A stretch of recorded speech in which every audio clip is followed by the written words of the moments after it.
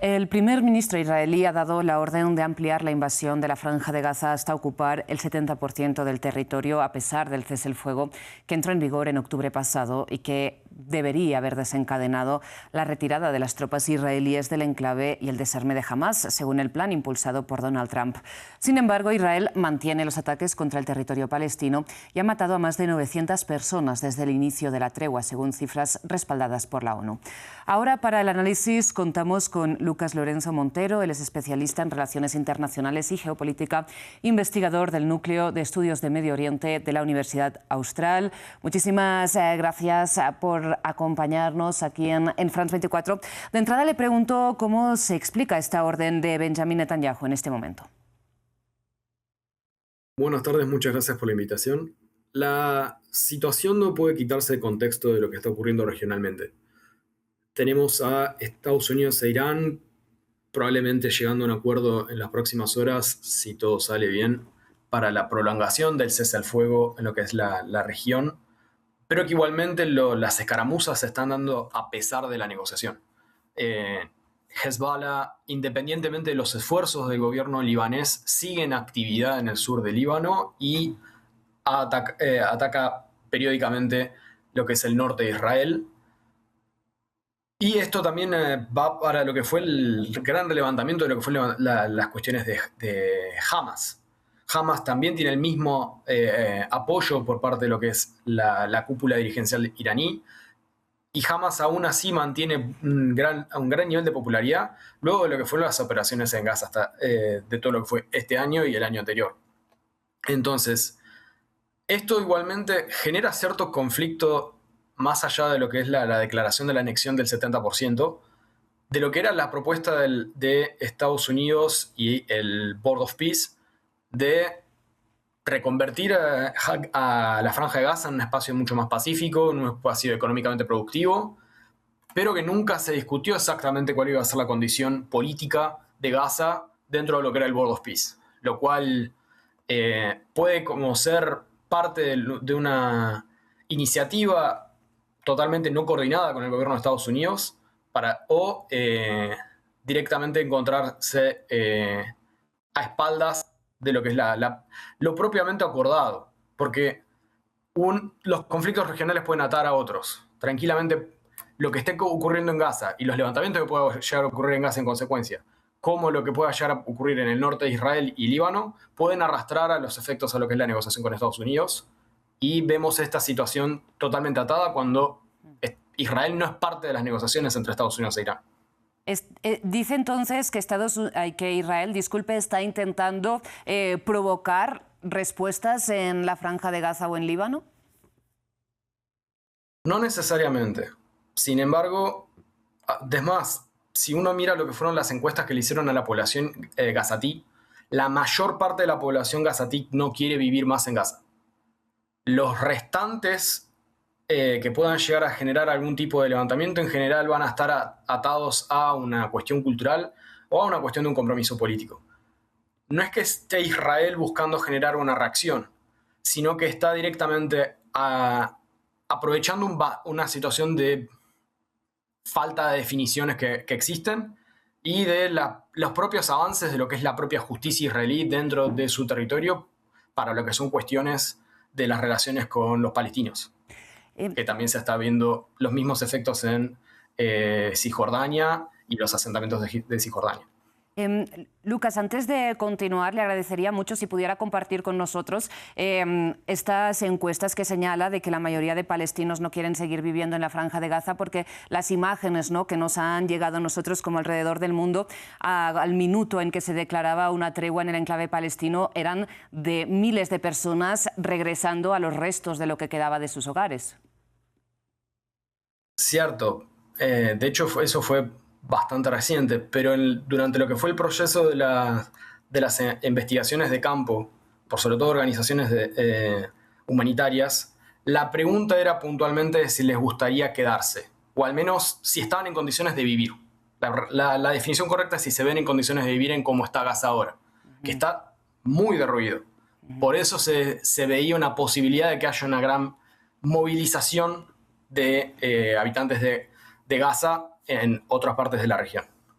No es una cuestión de que directamente el gazatí desee desvincularse de su territorio culturalmente histórico, sino que es una cuestión del contexto de habitabilidad que tiene ahora la región. Claro. Precisamente ante esta devastación, Bezalel Smotrich, ¿no?, el ministro de Finanzas israelí, también encargado de las colonias, llegó a señalar hace unos meses que nunca habían estado tan cerca de volver a levantar precisamente asentamientos en la Franja de Gaza. A su parecer, ¿se está generando el contexto para que esto ocurra?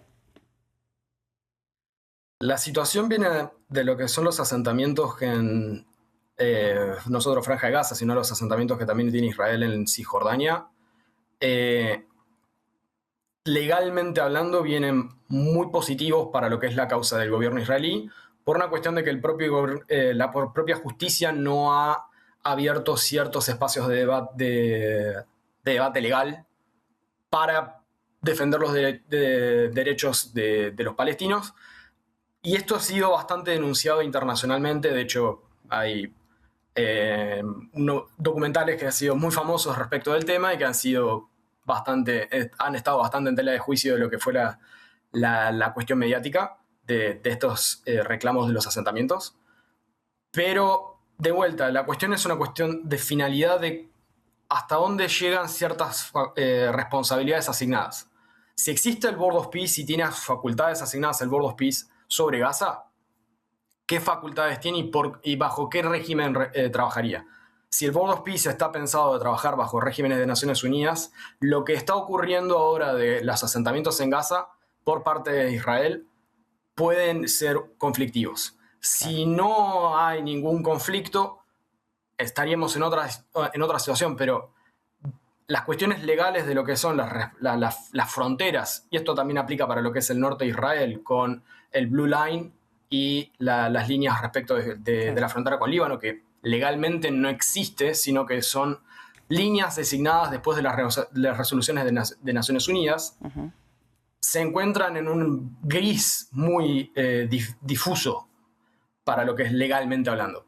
Entonces es muy complicado dar una respuesta de si es realmente legal o no, porque de por sí la condición política y legal de esos territorios es muy difusa, claro, para lo que es estrictamente la palabra del derecho internacional.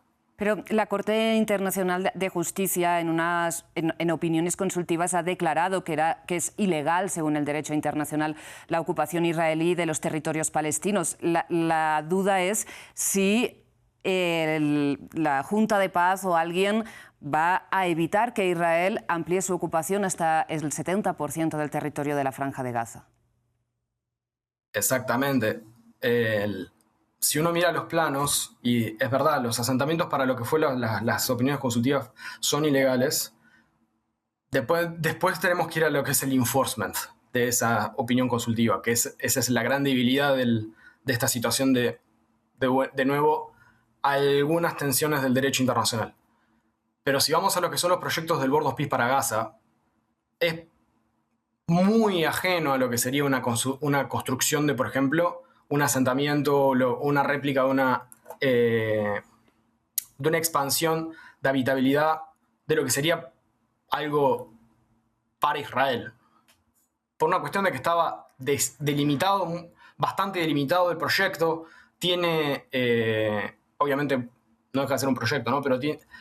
Pero el proyecto que tenía el Board of Peace para Gaza no definía ciertas cuestiones específicas de a quién le corresponde ese territorio. Y ese es el gran conflicto que estamos teniendo ahora, de que todavía nadie quiere definir exactamente el Board of Peace para quién juega. Para terminar, le pido sobre la situación en el Líbano, porque esta misma semana Israel declaró que un cuarto prácticamente del territorio libanés es zona de combate.